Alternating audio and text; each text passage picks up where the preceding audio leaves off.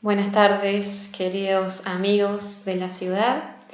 En esta ocasión nos encontramos nuevamente para meditar y reflexionar sobre nuestra Santa Patrona. En este caso lo hacemos en la dimensión de la Santa como intercesora. Y vamos a ver, a colación de esto, algunos milagros de la Santa. Por un lado podemos distinguir algunos milagros que ella recibe, que son destinados directamente a su persona, y si bien redundan en favor de la Iglesia y del prójimo, ella es como la primer destinataria del milagro. Y por otro lado, algunos milagros que Dios obra a través de ella, en donde ya el destinatario no es ella misma, sino alguna otra persona por la que ella puede interceder.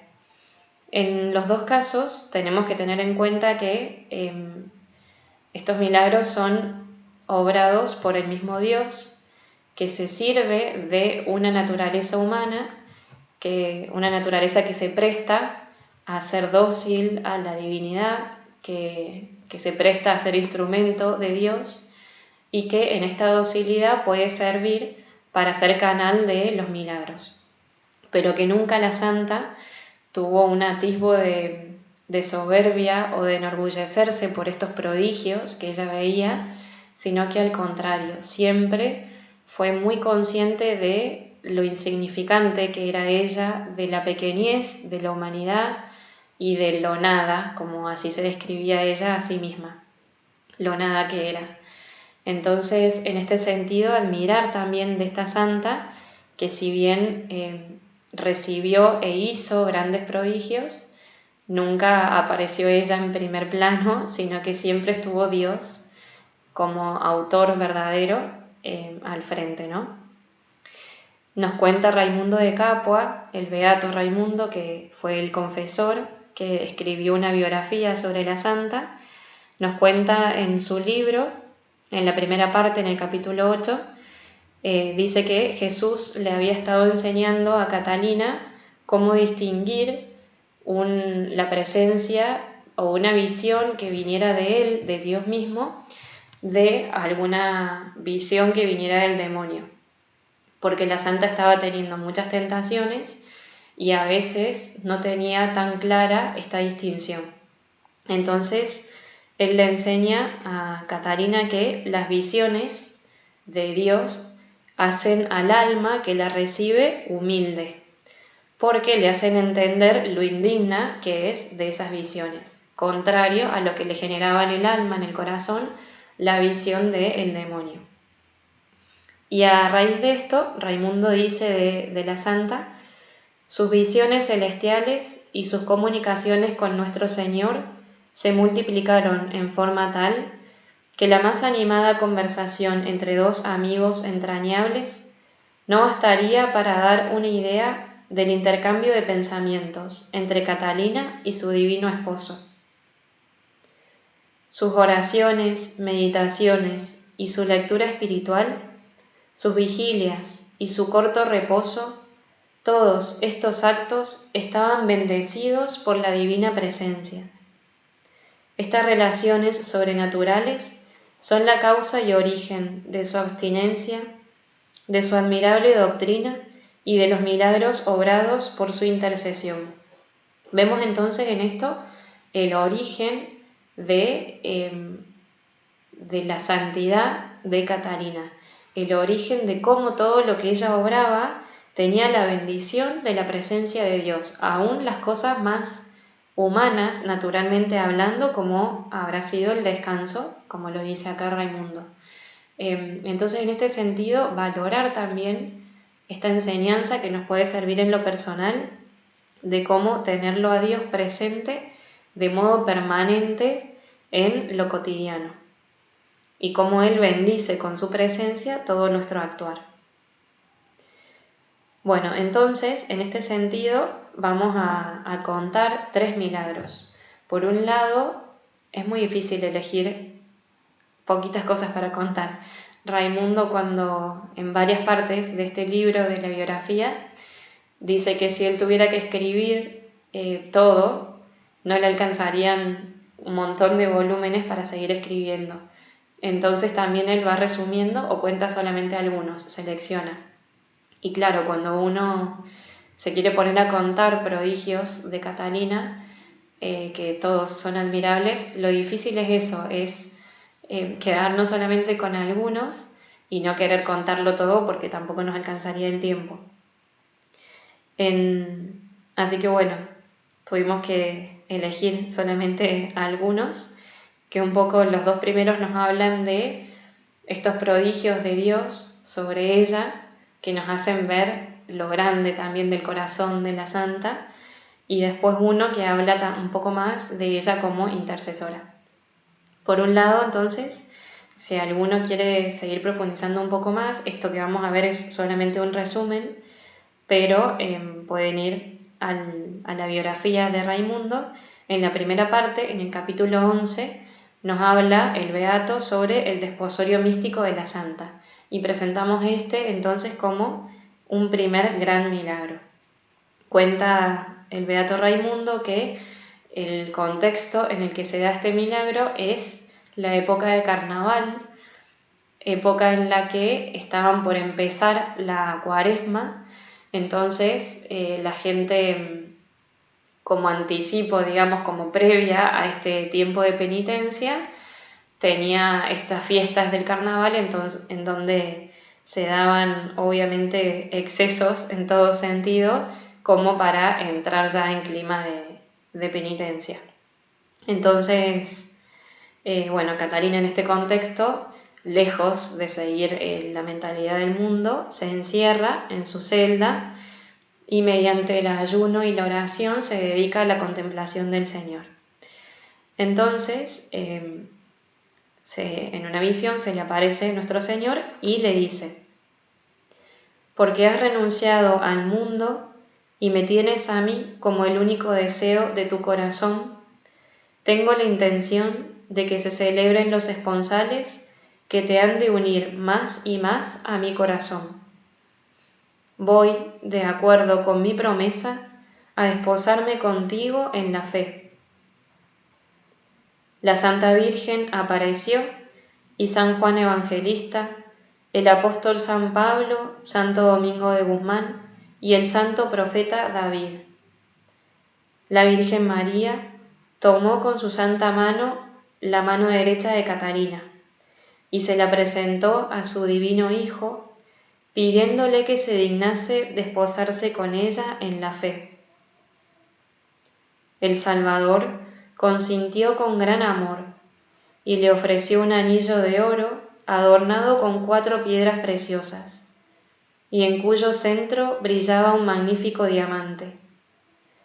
Luego, él mismo lo colocó en el dedo de Catalina, diciéndole: yo, tu Criador y Redentor, me desposo contigo en la fe, y tú permanecerás pura hasta que celebremos juntos en el cielo las nupcias eternas del Cordero. Hija, ahora condúcete valerosamente, cumple sin temor las obras que mi providencia ha de confiarte. Tú estás armada con la fe y triunfarás de todos tus enemigos. La visión desapareció, pero el anillo quedó en el dedo de Catalina. Ella le veía, aunque era invisible para los demás. Bueno, entonces, en este primer caso, en este primer milagro en el que nos detenemos, también podemos ver en algunas oraciones de Catalina cómo ella anhelaba este desposorio con el Señor, cómo ella deseaba entregarle ya mucho antes de este acontecimiento, deseaba entregarse por entero, por completo a Dios, y así lo pedía.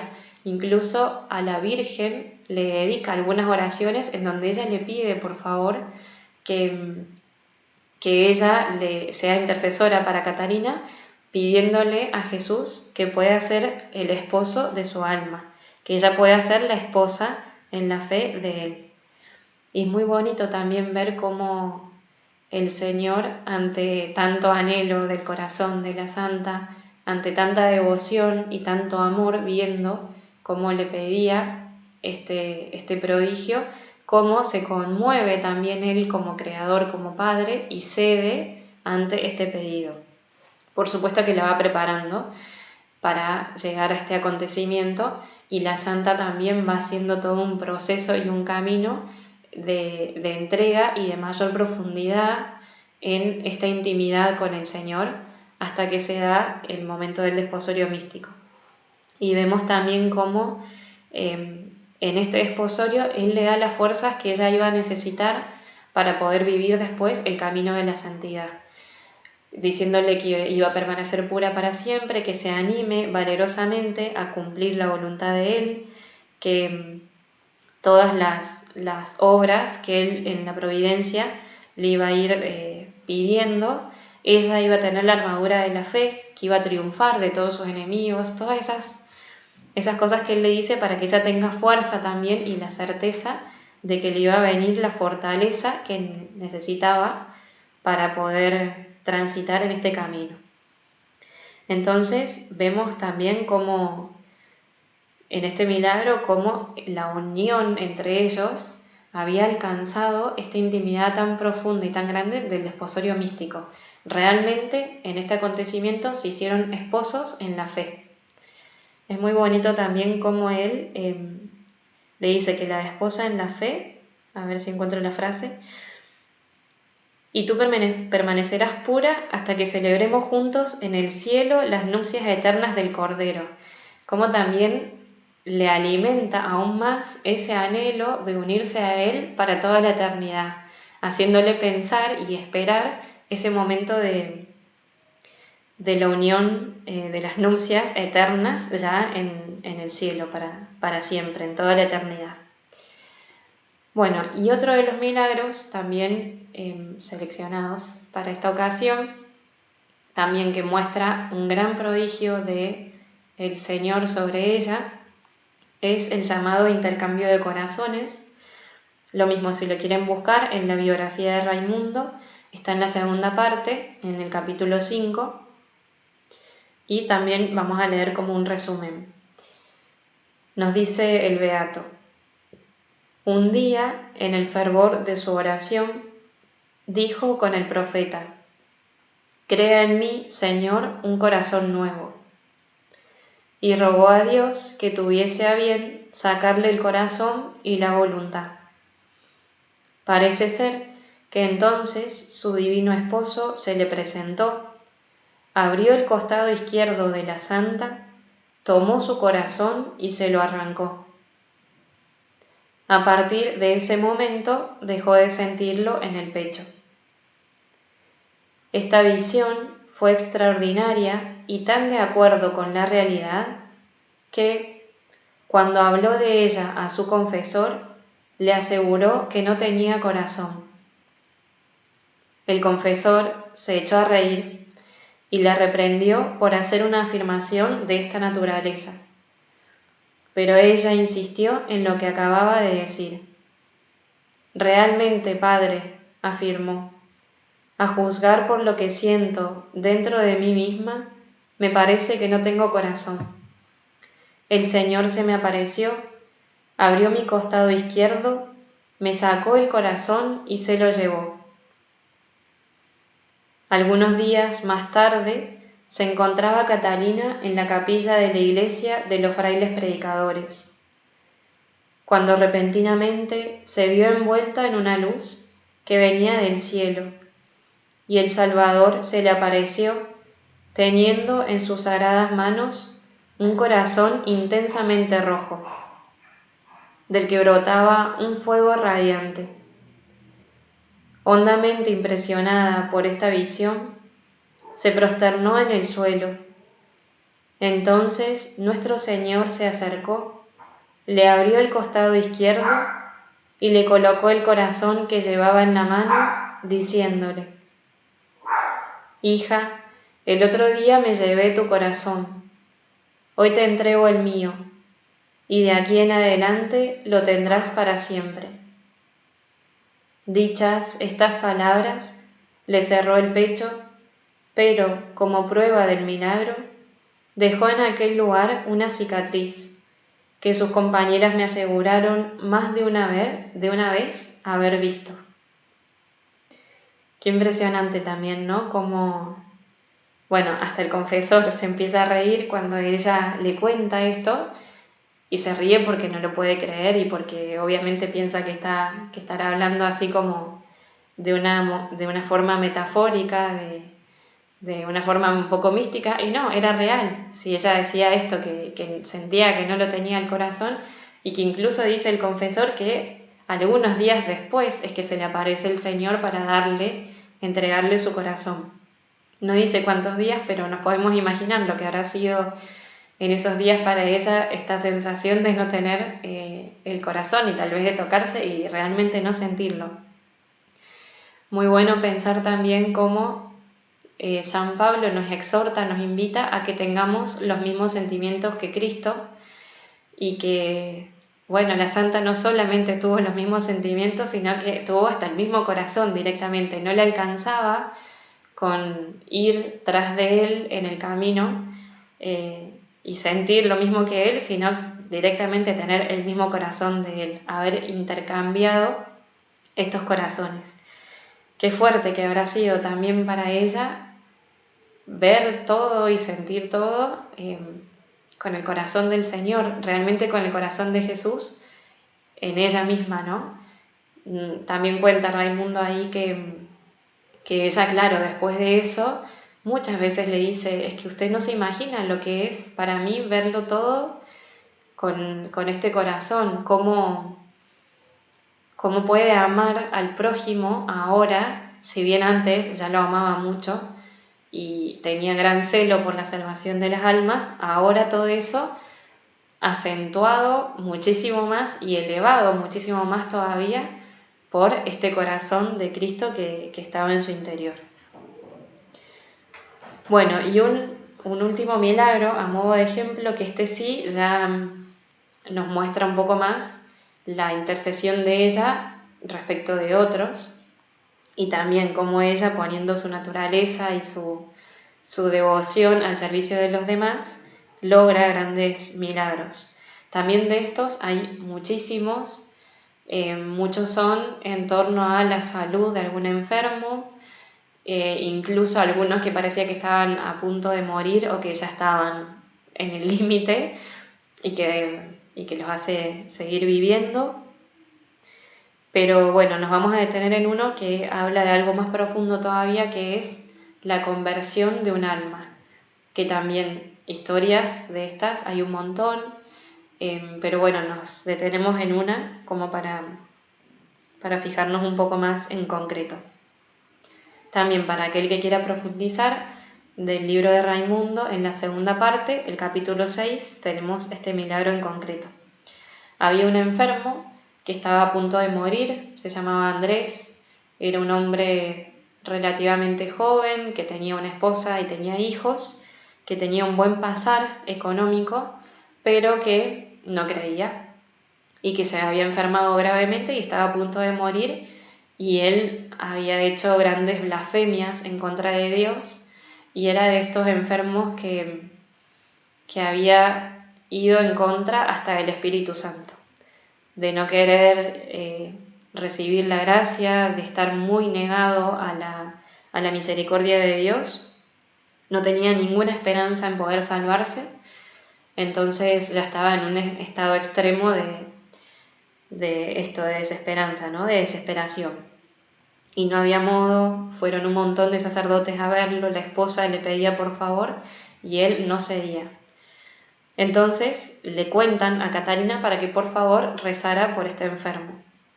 Apenas se entera Catalina, nos cuenta Raimundo que se prosternó a los pies de su divino esposo y bañándolos con sus lágrimas insistió y le decía a Catalina a Jesús: ¿acaso tú, oh amante Jesús, no llevaste sobre tus sagrados hombros los pecados de ese hombre, lo mismo que los de todos? Yo estoy aquí, Señor, para invocar tu misericordia. Recuerda que me prometiste tu ayuda para la salvación de las almas, Yo no tengo otro consuelo sobre la tierra, sino el de ver cómo vuelven a ti las almas de los pecadores. Y durante horas permaneció Catalina derramando lágrimas por la salvación del empedernido pecador. Dios, por su parte, le hacía presentes los crímenes de aquel hombre, que clamaban por justicia, pero ella invocaba la misericordia que había obligado a Dios a venir al mundo para salvar a los pecadores. Por fin triunfó la piedad sobre la justicia, y el Salvador dijo a Catalina: «Hija mía, tus lágrimas me han ablandado. Voy a convertir a ese hombre por quien me has pedido tanto y tan fervorosamente».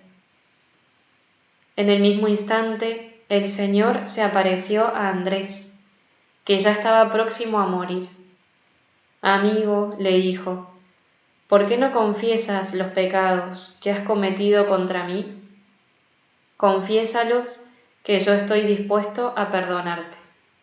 Y, por supuesto, con esta aparición del Señor, el enfermo se dio a confesar los pecados y minutitos antes de morir logra confesarse y será absuelto de sus culpas. Vemos en este milagro entonces el gran amor con que Catalina tiene este celo por la salvación de las almas, y cómo cuando ella habla y le pide la misericordia a Dios, lo hace en referencia a su misma misericordia, cómo le dice que Él había venido para salvar a todos y para cargar con los pecados de todos, y cómo la misericordia misma de Él lo había en cierto sentido obligado a venir al mundo y a hacerse uno de los nuestros para salvarnos. Entonces también ante esto, el Señor no se puede resistir, al final se termina conmoviendo. Bueno, esto que le dice, ¿no? Recuerda que me prometiste tu ayuda para la salvación de las almas. Como ella también, en cierto sentido, le reprocha al Señor y le insiste, dice que está muchas horas rezando por este pecador, que al final el Señor termina cediendo. Entonces, hay mucho de su gran amor humano por la salvación de los pecadores, pero también de cómo mira al prójimo con los ojos del mismo Dios, cómo mira con misericordia al pecador, aún el pecador, el que está más empedernido y más centrado en su pecado y que no quiere salir de eso. Entonces, bueno, ya como para ir terminando, vemos cómo la vida de esta gran santa fue todo un milagro, todo por entero, en cuanto a los grandes prodigios que veíamos en ella, pero también en las cosas sencillas y cotidianas. Ya cómo ella podía vivir la magnanimidad en esto de hacer grande lo pequeño, ¿no? Que Dios habite en una criatura contingente, insignificante, tan pequeña, ya es un milagro. Dios presente en una criatura. Que Dios haga grande a una criatura que es pequeña, que es insignificante, es otro milagro, ¿no? Que veamos en ella, que es una de las nuestras, una humana más, veamos en ella grandes milagros y prodigios obrados por Dios. Y por otro lado, como otro milagro también, que sea el mismo Dios el que utiliza un instrumento tan imperfecto como puede ser alguien de naturaleza humana para obrar cosas perfectas y sobrenaturales. Entonces, en estos tres sentidos ya en ella se cumple esto de que su vida entera sea un milagro. Ella a Raimundo en un momento le dice una frase que él después nos transmite, dice: «Si supiésemos aprovechar las gracias que Dios nos concede, sacaríamos provecho espiritual de todo cuanto nos ocurre, tanto en los acontecimientos que son favorables como en los adversos».